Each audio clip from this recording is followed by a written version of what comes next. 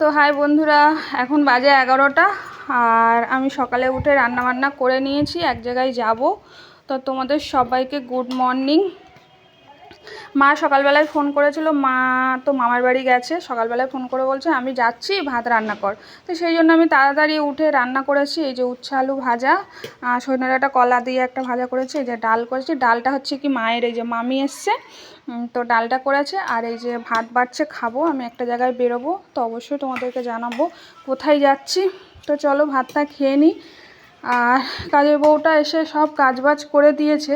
তো চলে যাওয়ার সময় বলছিল যে আমি গিয়ে আবার রান্না করবো। তাই আমি বললাম কি রান্না করতে হবে না, বললো ভাত করেছে। তাই বললাম তরকারি নিয়ে যাও। তো এখনও আসিনি। আমি তাড়াতাড়ি বললাম যে তাড়াতাড়ি আসবে, নাহলে আমি বেরিয়ে যাবো। তো দেখি কখন আসে। তো চলো ভাত খেয়ে নিই।